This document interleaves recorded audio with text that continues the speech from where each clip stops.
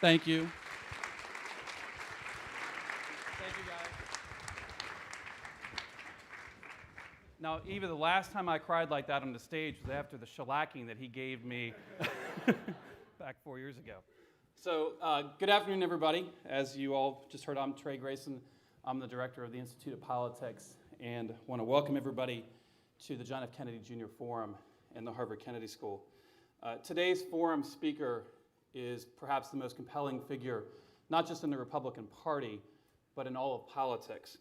In only his first term, Senator Rand Paul is already one of the frontrunners for the 2016 Republican presidential nomination, and is without question the Republican who best connects with millennial voters across the country. Not bad for an ophthalmologist from Bowling Green, Kentucky, who won in his first attempt for political office in 2010. I should know. For you see, this is not the first time that I've shared a stage with Senator Paul. From 2009 in August through May 2010, we shared many stages, from Pikeville to Paducah, from Covington to Corbin, as we crisscrossed Kentucky seeking the nomination for the Republican Party to the United States Senate. Now, when the votes were counted on primary election day, Senator Paul got a lot more votes than I did. But I think we both won that day. He went on to become a United States Senator, and I got to be the director of the Institute of Politics.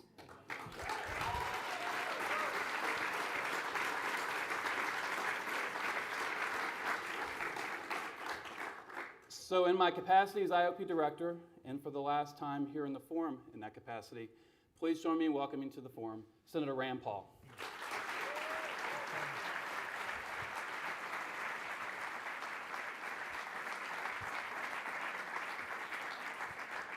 Thank you, Trey. I'm a little worried about this forum. You know, you never know where things can fly from. But I understand you guys are supposed to be very civilized, some of America's best and brightest, so I don't have to worry about that.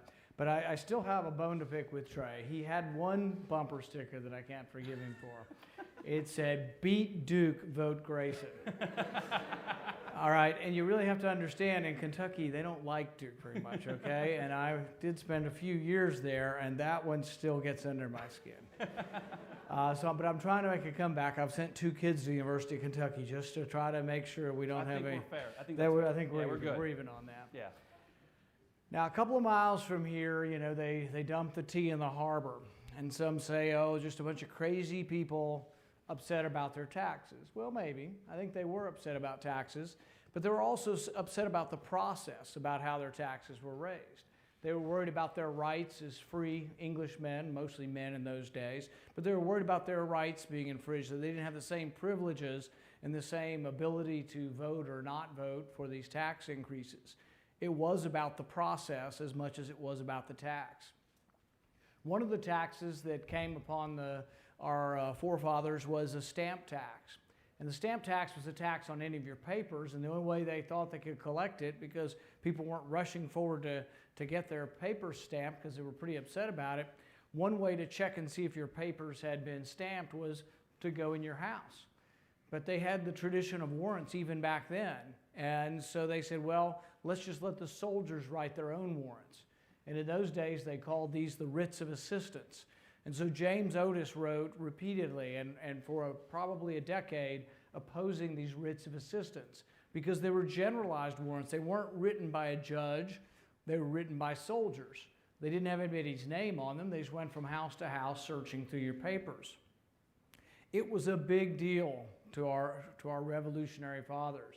It was a big deal to the American Revolution. John Adams said that the spark that started the American Revolution was James Otis and his opposition to generalized warrants. It's the reason we have the Fourth Amendment.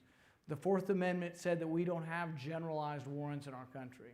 The Fourth Amendment says that you have to have your name on the warrant, that you have to identify what things you want, and that there has to be probable cause.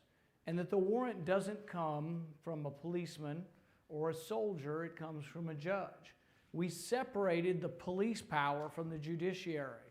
A lot of what we did in setting our country up was to have checks and balances. We did not give all of the power to one person.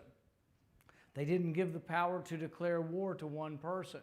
The president can't declare war. He's not supposed to, or she's not supposed to. Declaration of war comes from Congress. But it was this idea of checks and balances. But when we were attacked on 9/11, we sort of forgot about all this stuff. We ran around in hysteria, pulling our hair and saying, take our freedom, take our liberty, we want security. And so they did what Franklin said you shouldn't do. You shouldn't trade your liberty for security, or you wind up with neither. So with the Patriot Act, we allowed for the first time warrants to be written by soldiers, essentially soldiers, the police. We allowed the FBI to write them. The FBI now writes warrants to the tune of tens of thousands. I think the overall number is in the hundreds of thousands of warrants that are written by the FBI. Now, does this mean that I think the FBI are bad people? No, I play golf on occasion with my local FBI agent. We have this discussion. It's like, I don't think you're a bad person, the same way I don't think the president's a bad person. But I don't want to give so much power. I want that power to be separated out, and I want it to be in a balance, in checks and balances, so not too much gravitates. Why do I care so much about this? Why is it a big deal to me? Because occasionally we've gone overboard. About 2 weeks ago, I had lunch with Eric Holder, and they were telling me in the Department of Justice that Hoover's office used to be right here. And I said, my goodness, with the ever-present reminder that Hoover's office was right here, why wouldn't we more viscerally oppose allowing eavesdropping or allowing the collection of all our records, given what Hoover did? Hoover spied on 300,000 Americans, mostly people in the civil rights movement, also people in the anti-war movement in the 1960s. We have had problems in our country where we've allowed too much power to gravitate. Many people say, oh, well, the NSA doesn't abuse the power. We're not listening to your phone calls. You're just being paranoid. They're collecting your records. They may or may not be listening to your phone calls, but they are on occasion, and there have been abuses. But even if there had been no abuses, I don't want them collecting your records for the possibility of abuse. We don't know who the next president will be. We don't know what particular pattern of bias people might bring into this, but we do know some of the things that have happened in our past. One of the other things that's bothered me in the last couple of years and that I've spoken out against is something called indefinite detention. In 2011, in our defense authorization bill, we allowed for the first time in our country someone to be detained without trial, without attorney, without charge, forever. You say, that's crazy. I've never heard of that happening. It hasn't happened yet. And the president says he won't allow it to happen, but he signed the bill. It's not for me good enough. It's not about this president. It's about who may well use that power. And this president, above all others, ought to know what the government's done in the past. And it alarms me that he would sign this legislation. And if this president wanted to be a great president, he would have vetoed that piece of legislation. You say, well, it's a big deal. We're not going to do it. The big deal is that we now can arrest people who they say maybe are unsafe for the rest of the country. So I had this debate with John McCain. Y'all had John McCain here the other day, and he's on the floor. And I said, my goodness, you would allow an American citizen to be sent to Guantanamo Bay for the rest of their life? And he said, yeah, if they're dangerous. I said, sort of begs the question, though, doesn't it? Who gets to decide who's dangerous and who's not? I've had this debate with the Wall Street Journal. They just say, enemy combatants, yeah, if they're enemy combatants, lock them up. Well, who are enemy combatants and who gets to decide? The Department of Justice has put out some criteria for people who might be terrorists, people who have more than 7 days worth of food in their house.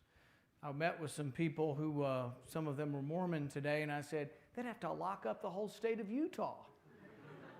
People have more than one gun in the house. People who have missing fingers on one hand. People have stains on their clothing. Are all things you're supposed to be suspicious. If you see these people, report these people. This is the kind of crazy foolishness and overzealousness we had in World War I when we had hundreds of thousands of people reported. We had people jailed who opposed the war. We had people jailed who opposed selective service. Eugene Debs, the socialist, the perennial socialist candidate, was put in jail for 20 years. Now, I have nothing in common. I like nothing about socialism or what he promoted. But my goodness, I would have stood there and defended a guy who's put in jail for opposing the war for 20 years. It took Harding to get him out finally after 10 years in prison. He ran for prison with a number of his jail cell number, and he got over 1 million votes. We have made mistakes in our past. With indefinite detention, I tell people, if you want to think of the problem, you want to crystallize it into one quick story. Remember Richard Jewell? Richard Jewell was the guy, everybody said he was the Olympic bomber. He was convicted on TV, he had to be guilty. He was a loner, he had a backpack. He looked suspicious. He was kind of nerdy. Oh, that's right, he could be a student up here. Or me, I was a nerd too, so I'm not casting aspersions. But here's the thing. Richard Jewell was convicted on TV, but he wasn't guilty. But imagine if Richard Jewell had been a black man in 1920 in the South. You see, the reason why we have these rules is because bias can enter into the law. Minority rights need to be protected. Individual rights need to be protected. And the thing is you don't have to be a minority just because of the color of your skin. You can be a minority because of the shade of your ideology. So we do have to protect these things. We should protect against indefinite detention, and the president could have been a real hero. Saying he won't use the law isn't a great stand. He could have vetoed the legislation. A week later, they would have sent it to him without it in there. But that's the kind of leadership we need in our country. And there are dangers to where we are on this. And if we let it go too far, if you let your phone records be scoured and collected and you just say, government says, trust me, we won't look at them. 2 Stanford students developed an app recently and they put it on cell phones. And this app sort of collects your phone data voluntarily to show what you can collect, what the government can figure out from boring old phone records. What they found is that in most of the people, I think it was 15 out of 18 people they looked at out of the 500, they could tell what religion you were.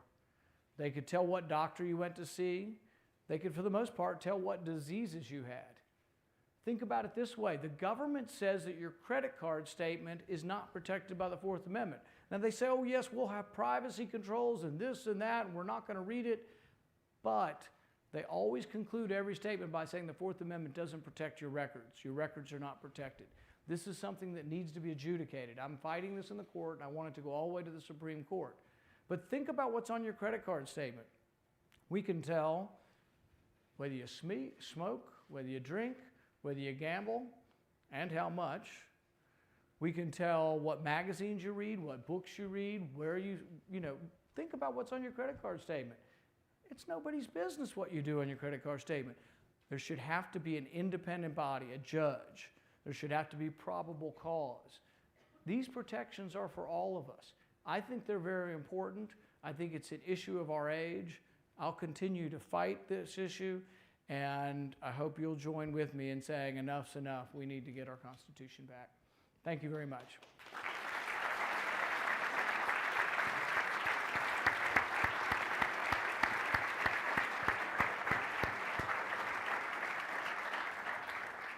For those who are veterans of the forum, now is the time to bring all of you into the discussion. We have 4 microphones, 2 on the floor and 2 in the boxes for questions. A reminder about our question rules. First, identify yourself and your Harvard affiliation, if any. Second, your question does not contain a long speech in the middle of it, or at the beginning, or at the end. It actually must contain a question and does end in a question mark. And the third thing I'd say is we got a lot of people who want to ask questions. We've got a limited time this afternoon, so definitely keep them short. Jim, why don't we start with you and we'll work our way around. Thanks for coming, Senator Paul. It's an honor to hear from you. I wanted to ask you about your stances on abortion and how you see your role in that debate. You were talking earlier this week in Chicago about how you don't want to pass things that are outside the will of the people. And I was wondering how you see your role as a statesman and potentially as a future candidate in shifting the ground of the debate to more favorably towards your views. Right. I think when we talk about abortion, there are sort of a spectrum of where you can be on the issue. One spectrum would be that we allow no abortions without exceptions. That's not where we are, but that's what some people propose. Another end of the spectrum would be, I think, kind of where we are, that abortion is allowed up until the day of birth with very few restrictions. Most people don't realize this, but that's where the law is today. The law says that if you are 1 week before birth and that there's a health concern, but the concern doesn't necessarily have to be defined, and the concern could be that you're anxious or that you think you might hurt yourself if you have a baby. You can have an abortion 1 week before delivery. Does that happen very often? No, but that's sort of where the law is. I think that the American people are somewhere in between those. I am pro-life. I think there's something special about life. I think it comes from our Creator, and that'll always be my position. Now, as a legislator, I've introduced legislation that reflects that. where are the people? The people aren't exactly there. And so I think there needs to be discussion and persuasion. But I think sometimes it gets dumbed down too much that we are in one extreme or the other, and that our discussion needs to be more what does the vast majority of the public want. And I think there could be incremental change, and I think that's most likely to happen. Thanks. Up here in the box. All right, hello, my name is Jacob. I'm a freshman at the college. Thank you again for taking the time to speak to us this afternoon. Now, in your proposed budget, it only mentions the word stimulus 6 times, and 5 of the 6 times it's in a negative connotation about President Obama's policies. The only one time you mention it positively is about the stimulus that result from businesses abroad benefiting from American tax breaks. So my question is, do you support this type of stimulus that could still bolster the economy, or are you willing to, like Rick Perry did in 2012, decide that Keynesian economics is dead? I think the question is about how you define a stimulus. So for example, most people think of a stimulus as government's going to send you some money and we're going to stimulate the economy, or we're going to inject some money, or let's say we're going to give a $500 million loan to Solyndra and we will stimulate the solar panel industry. I think there's another way to stimulate the economy, and what I would say is that you can send your money to Washington, and then people in Washington can choose who they give it to and try to stimulate the economy. That's what we've tried.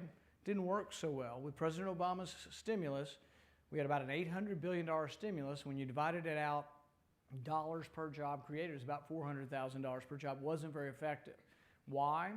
One of the reasons why I think President Obama's, or in general the Democrats' idea of stimulus, getting the money, taking it to Washington, and then sending it back doesn't work as well, is because 8 or 9 out of 10 small businesses fail.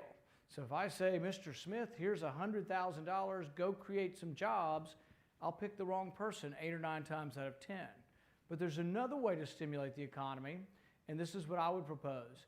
Instead of taking money and then bringing some back and me picking who I give it to, which with the Department of Energy loans turned out to be 80% of them were contributors of the president, what I would do is give it back in the form of reducing taxes. So for example, Detroit is struggling right now. Detroit has nearly 20% unemployment, thousands of abandoned houses, 50,000 feral dogs. It's a disaster, but it's been run by the Democrats for 50 years. My question would be, are the policies working very well? So what I would do is I would go into Detroit or areas with high unemployment, and I would lower the taxes dramatically. I would take the corporate income tax to 5%. I would take the personal income tax to 5%. I would take the capital gains to 0, and I would take the FICA tax down 2 points on both sides, employer, employee. If you add all that up for 10 years, it's $1.3 billion. But it's not me taxing people in Boston and sending it to Detroit. It's just simply leaving money in Detroit that originated in Detroit. I think it would stimulate the economy more because the money, when you give a tax reduction, goes to people that you've all voted on. So in Boston, if there's a store that's succeeding, a Walmart or a Kroger or a Kmart, it's succeeding because you went there. So you all vote every day. That's what democratic capitalism is. You vote every day, and the people who succeed in business are the ones you buy their stuff. And so when you give a tax reduction, the people who get more of the tax reduction, the people who pay more of the taxes. What does that mean? I think you'd stimulate and create jobs because the money would go back to existing businesses through tax reduction. So is that Keynesian? You know, it is stimulating demand, but it's trying not to choose the winners and losers. And so I think it's different than what has been offered, and I think it would work better. You're in this box. Hi, my name's Kyle Welch. I'm a doctoral student at Harvard Business School, and my question is related to your ability to change the Republican Party. And I asked this question, I was on the floor down in Tampa when they were casting the votes for your father to simply speak down at the convention, and I observed the political handling of a situation that seemed very reasonable for your father to speak at this convention, and it was squashed by the leadership of the Republican Party. And so the question is essentially, do you believe, are you in the light to change ideology, or do you actually believe that the Republican Party and that leadership can change and adapt? Because it doesn't seem like it will. I think it's easy to be pessimistic when you see that, but what I would say is that, and what I've said repeatedly, the Republican Party will adapt, evolve, or die. They're not big enough. They have to be bigger. They have to include more people. I tell people that the Republican Party needs to look like the rest of America to have a chance.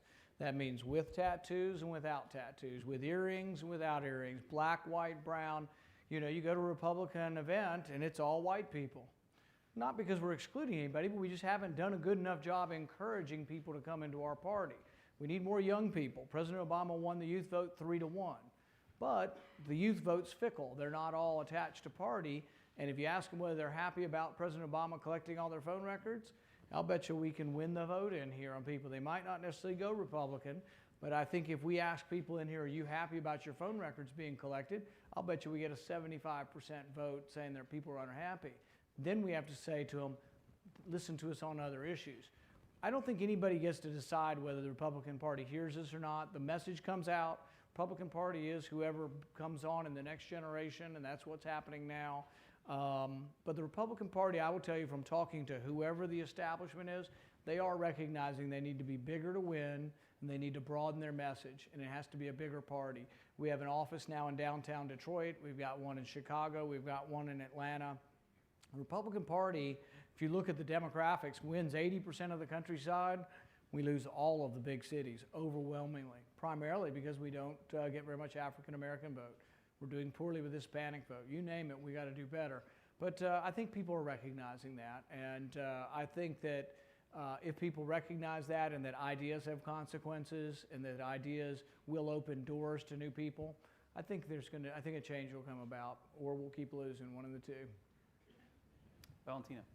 Hi, my name is Valentina Perez, and I'm a junior at the college. Thank you for being here today. Jumping off of your response, how do you think that the Republican Party, what steps can the Republican Party take to appeal to these groups that it's traditionally not appealed to in the past, specifically women voters and Hispanic voters? I think on immigration, we need to have a different attitude and a different policy. Some Republicans were talking about, hey, deportation, that's what our policy is. That's not my policy, and I think we need to have immigration reform. Will people then say, well, you voted against the Senate bill? I'll tell you exactly why I voted against the Senate bill, because it doesn't do enough. The Senate bill limits farm workers, agricultural workers, to 100,000. Right now, 400,000 come in to pick crops in America every year. If you limit it to 100,000, you're guaranteeing that there's going to be 300,000 illegal people coming in, because that's how many we need. That's how many are coming in. The bill also limited construction workers to 15,000. There's a couple million undocumented workers doing construction work. We can't have a limit so small that it doesn't encompass what the demand is. The other main problem is they say there's 11 million people here. Of the 11 million, they say 40% of them came legally, but now have become illegal. Why did they become illegal? Primary reason is because they changed jobs. It is illegal to come in here to pick crops at $9 an hour, and then you walk down the street and you see a sign that says $14 an hour for construction work. The Senate bill still didn't fix that. I think all of that said, there is a compromise on immigration that could happen. People have to acknowledge, though, that Democrats, if they want it passed, have to be part of the compromise. The compromise will be, I think, finding status and a place for the people who are here, letting them come out of the shadows, let them begin paying taxes, let them not having them run from the authorities. But it may not involve the voting that everybody wants. Will that come someday? Maybe. But at this point in time, the only thing that will pass is something that would legalize or create a bigger and more encompassing work visa program. And I think that's a possibility now, but people have to decide. Some people on the Democrat side said, let's just keep beating up the Republicans on this. We're winning the Hispanic vote. Who cares whether we pass anything? Let's just keep beating them up. And then there are some responsible people on both sides who would like to pass something. I still think something could pass this year.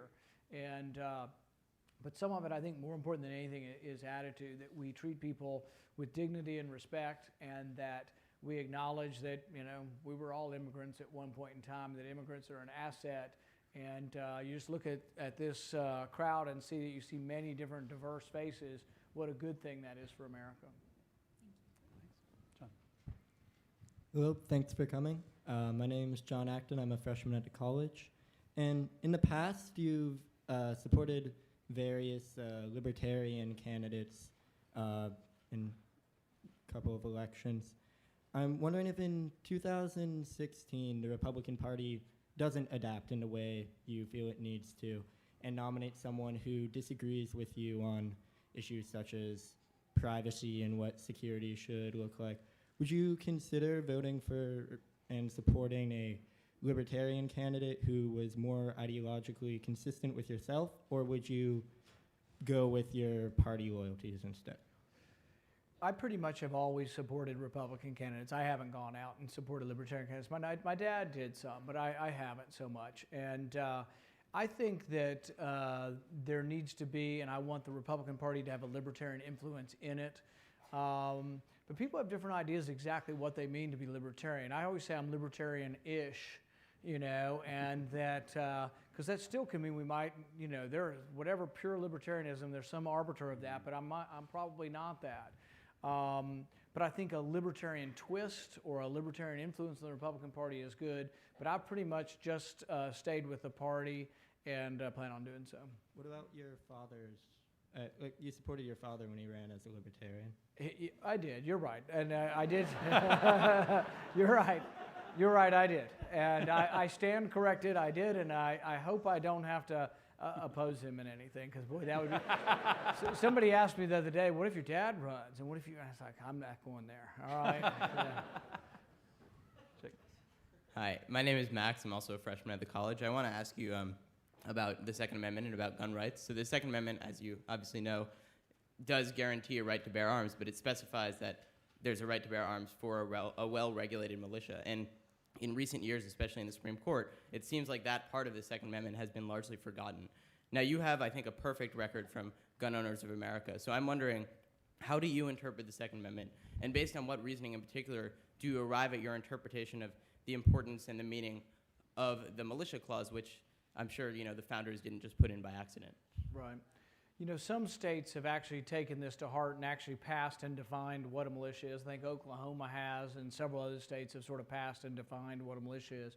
The people who go back and look at this history say that the militia wasn't really concrete in the sense that it was sort of like, hey guys, it's time to collect our arms and go fight the king or whatever. So it wasn't so much an organized body as it was a collection of just the able-bodied, arms-bearing people.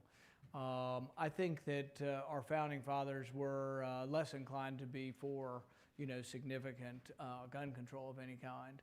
I'm a believer that guns, while, you know, used incorrectly or used maliciously, obviously can be really something that needs to be feared as far as injuries or accidents or maliciousness. But at the same time, I'm also a believer that guns prevent crime, in the sense that there is a deterrent value. We have a country where we have some of the lowest home invasions because you don't know who has a gun and who doesn't, but about 50% of America does. And I think that, for example, these tragedies, I don't think any gun registration or control would have stopped the most recent one, you know, the tragedy where all the children were killed up in New England. I think that those guns were registered and, you know, they were gotten illegally by the kid. Almost all of these things that seem to have happened, the shootings, they're almost all young white males with mental illness. And we do have to figure out why this is happening and figure out if there's a way to prevent it. Unfortunately, even the mental illness aspect of it, most of them haven't committed a crime or done anything beforehand. Did everybody know this kid had something wrong with him? Yeah, and people made terrible mistakes, and his mother most specifically, and she unfortunately suffered the consequences as well. You know, there are no easy answers. I do think, though, that there is something to be said for these crazy or mentally deranged young men are not going to the police station and shooting the police station. They're going to places where there are signs that say there are no guns. And so one of the first things I would do, and may not be popular with you guys, but I would put a sign up in every school saying, come in, but, you know, we have concealed carry. We may have a security guard, and we may have concealed carry, but you will be opposed if you come in here. Same with our military bases. You would think, will there be a deterrence there? Most military bases don't allow any of the soldiers to carry their weapons about. Are there some common sense rules? Yeah.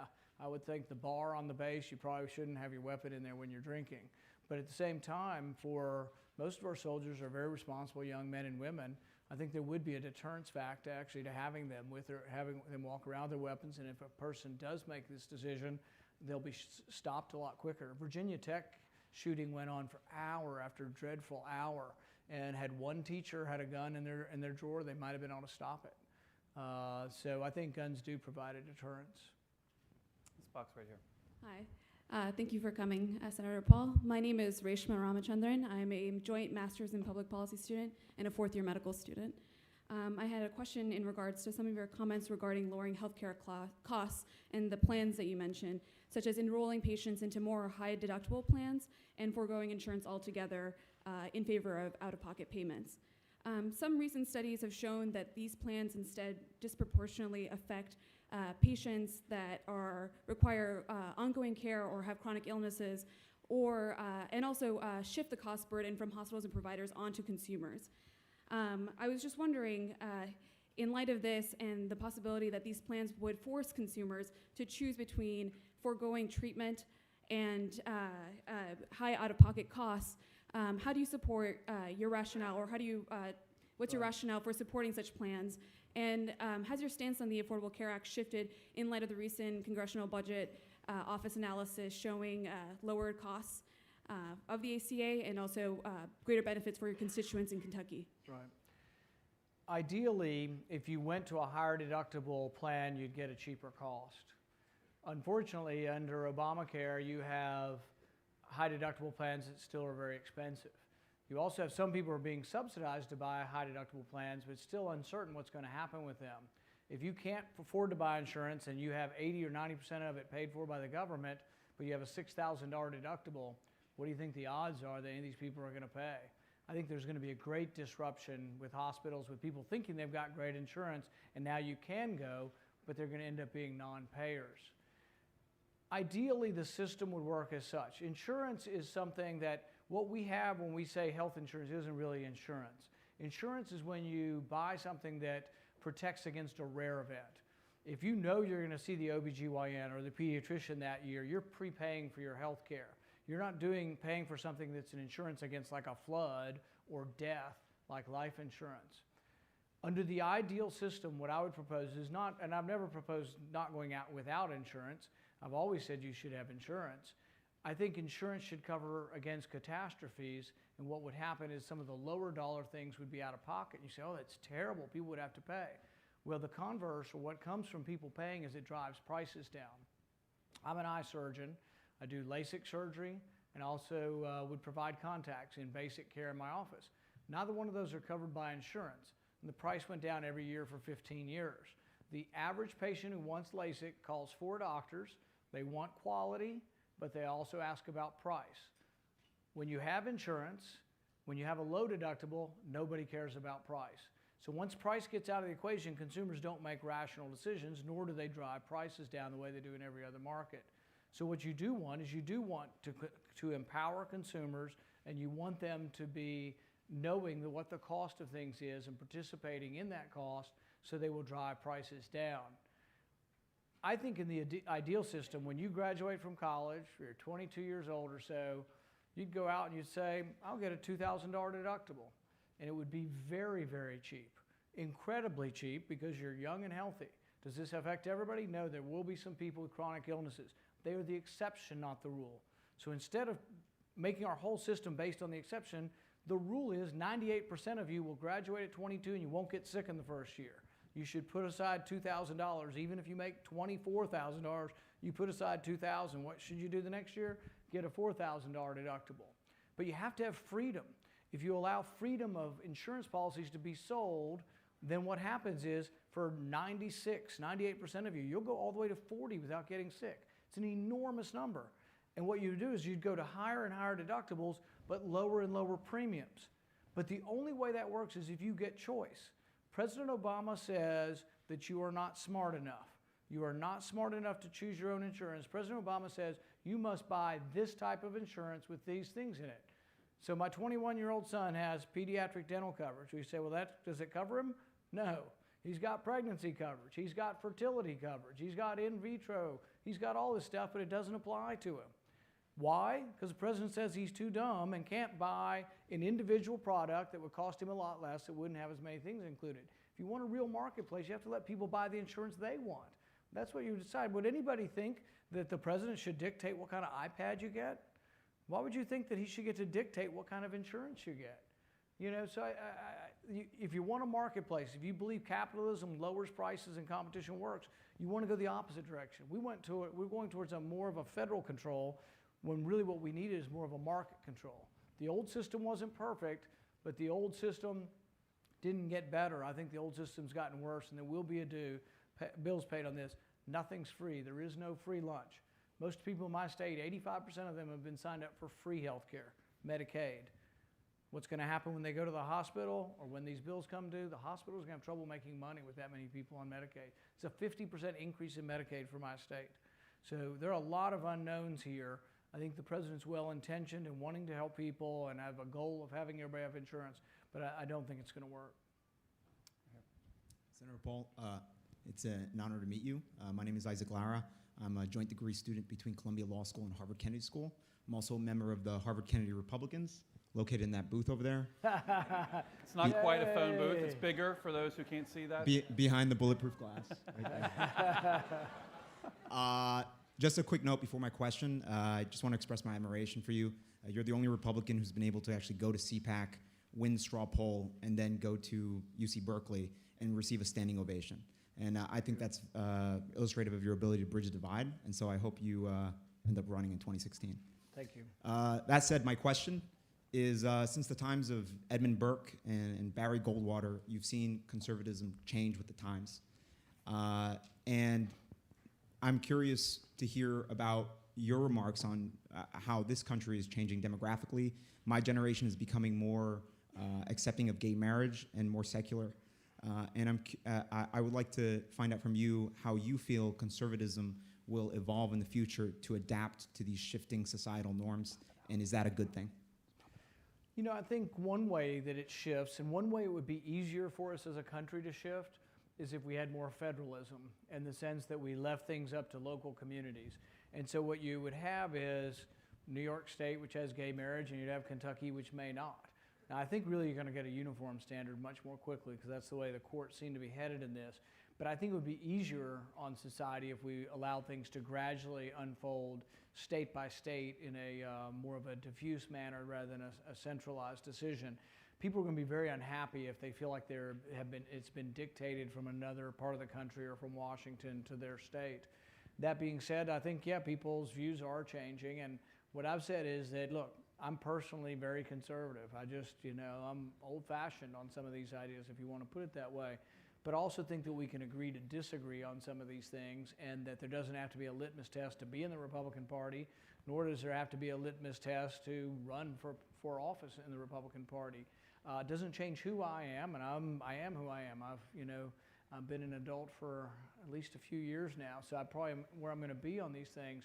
But I am open enough to know that my wife doesn't agree with me on every issue. Neither does every Republican agree with me. And if we're very doctrinaire and we say, you have to believe X to be in the party, we'll have a real small debating society. We won't win many elections.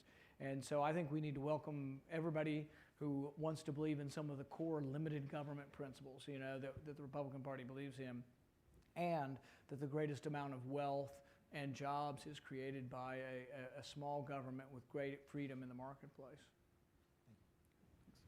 Back over here. Hi, my name is Neil Sridan. I'm an incoming master's student here at the Kennedy School. Thank you for coming and talking with us today.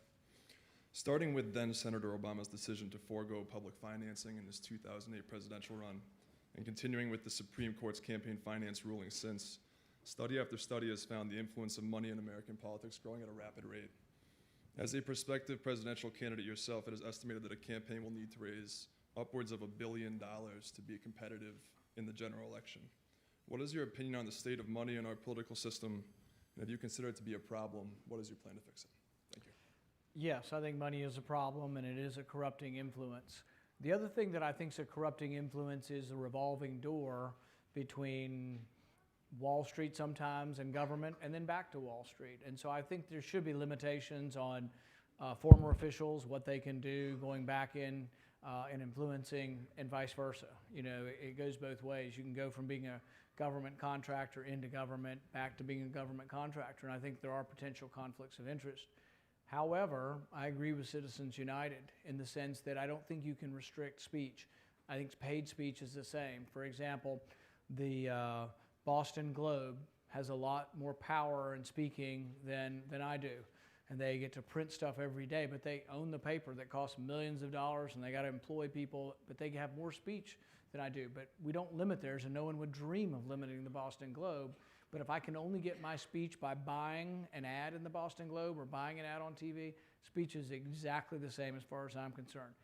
However, the way I would fix it, and most of this has been struck down. You know, they've been 5-4 decisions, but most of these things have been struck down, McCain, Feingold, et cetera. I think there's a way to fix this that would be constitutional. What I would do is make all government contracts have a clause in them that limit your either contributions or political activities. An analogy would be in the military. When you join the military, you join voluntarily. We have an all-volunteer military, but you accept certain restrictions. They have more restrictions than the rest of us do about their living arrangements and everything else, but also about campaigning. They can't campaign in uniform. There are restrictions on our military.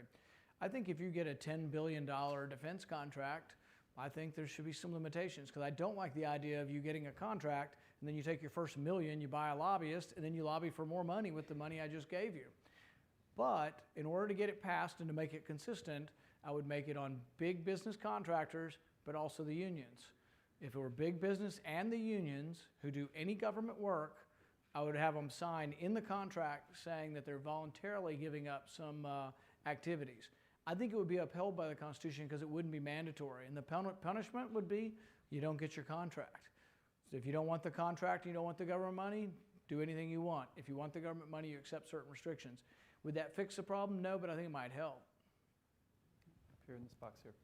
Hi, thank you for speaking with us today. My name is Anish Mehta. I'm also a first-year Kennedy School student and starting my 4th year of med school in about a month, so I admire your career in medicine and public service. As you mentioned, Kentucky is one of the most successful states in terms of rolling out Obamacare. 400,000 in the exchanges, about 300,000 of those in Medicaid. If you were successful in repealing Obamacare, as you have supported, what would be your explanation to those constituents who would be losing health insurance as a result of that? Right. I think it's going to be difficult to turn the clock back. You know, people get assumed and accustomed to receiving things, particularly things that they get for free. But there are costs to what's for free. So the question is what will happen and who's going to bear those costs, and will the cost bring down local hospitals? Will they bring down government? State governments don't have a printing press, and so they are much more restricted on where their money comes from. The federal government has a printing press, but we're also reaching limits at $17 trillion where there are ramifications of so much borrowing because it devalues your currency. Who does the devaluation of the currency hurt most? Working class, poor, people on fixed income, senior citizens, because they can't increase their income to make up for lost purchasing power. What will happen? We would have to we got to an extraordinary point in our history to get Obamacare. We had 60 Democrat senators, we had a Democrat president and a Democrat House. In order to completely undo it, to go back to where there is no Obamacare, you'd have to have 60 Republican senators, or pretty close probably with some Democrat help, Republican president and a Republican House. So while I am for undoing it, I would go the opposite way though to try to help people. It's difficult once people become accustomed to things. What I think one of the practical things you might be able to do, and I think the public at large might accept this, is to make Obamacare voluntary. You make it voluntary, basically you get rid of the coercion. Right now the government tells you what kind of insurance you can buy, and you can't buy anything unless they approve of it. Let's say that we're going to make it voluntary and see, does that get rid of the subsidies? Not necessarily, or the Medicaid. But the thing is I think also we're going to find out we can't afford to have everybody on Medicaid. We can't afford to have everybody on subsidized insurance. I think that there are repercussions. Right now, a lot of people are graduating, you may have heard, with big loans and debt. As they're graduating with all this debt, there aren't any jobs, or the jobs don't pay for the debt. And part of the consequence of that is because your government's soaking up so much of the money, you know, because so much is going into enterprises that the government funds and to debt. Some people estimate as many as 1 million jobs a year are being lost simply because of the burden of our debt. So ultimately, yes, I'm for getting rid of Obamacare. I'd get rid of the whole thing if I had the votes, but we'd have to figure out how we would help those people in another manner. For example, I've been proposing for 20 years that poor people, you should give physicians a tax credit for seeing them. In fact, I'd give you the choice. It used to be that I only saw about 5% of my patients were Medicaid. Let me choose either to bill the government for that or not bill at all and just take a tax deduction. Also, why not give the doctor a tax deduction if people come in and don't pay? If you sell stuff and you have non-payers, you write it off from your business and you can deduct it. A doctor sees, if I see 10 patients a week who don't pay, I can't write that off. So I spent that time and expected that payment and got rid of people who would have paid to see those people. Why not allow people a tax benefit for seeing the poor? Ultimately, it would be a lot cheaper. Instead of sending the money to your state capital and then back in the form of Medicaid to the doctor, you just give the doctor a tax deduction. We had a problem when we had about 15 million people, maybe actually it was more like 40, 45 million people without insurance. If you were to break it down and look at that problem and figure it out, there were other ways of doing it other than turning the whole system upside down, which is what we're doing. That's why I know a lot of people don't know what's going to happen from what we've done because it's such a dramatic change in our insurance. But of the 45 million people, about a third of those were people who made between $50,000 and $75,000 a year. They were young and healthy and chose not to get insurance because of the expense. I think what we're going to find is a lot of those people still aren't getting it because of the expense, and that if we get to November, the president's moved it back beyond the election, when people enroll in November, I think we're going to find the price goes up again, and it's more of a disincentive for the young people to buy it. There's so many unknowns, but there were other ways, I think, of figuring out how to provide health care for people at a cheap rate other than the government doing everything. We're going to have time for one more question, and with your apologies to you, I'm going to editorialize and let this gentleman's a Kentuckian. I'm going to let Magomsh ask the last question. Sorry. I actually don't know what you're going to ask, so don't let me down here, Magomsh. Hi, I'm Magomsh. I'm a sophomore at the college, and I'm from Kentucky. I lived 8 years in Bowling Green. So my question was, I think it's a pretty non-controversial statement to say that Washington has gotten really polarized over the years. Where do you see your role in both inside of the Republican Party building compromise as well as with both parties or nationally?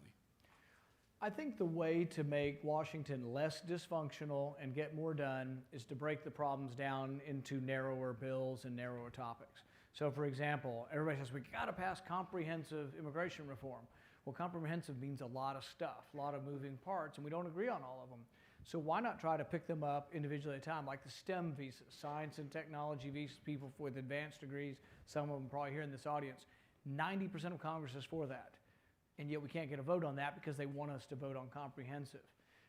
Taxes are very complicated as far as tax reform, getting everybody to agree on who gets a little bit more taxation, who's going to get a little bit less taxation.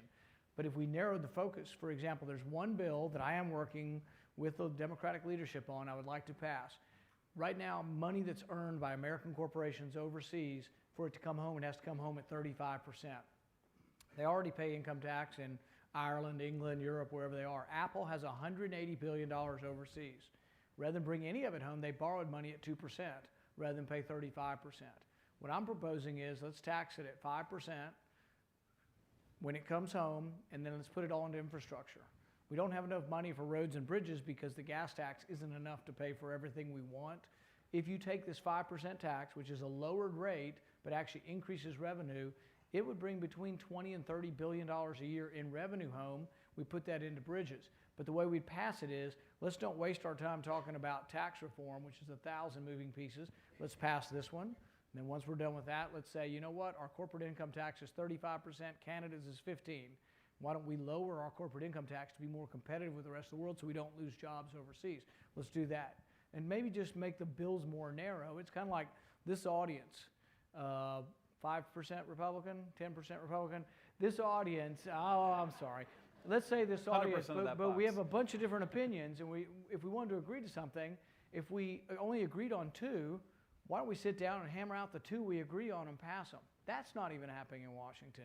So I would say let's try to find areas of agreement and pass those, but make the bills more narrow so we can do it. Well, I'm sorry to all the folks who wanted to ask questions, but the senator's got a really tight schedule, so please join me in thanking him for coming here today. Thanks, everyone. Thanks,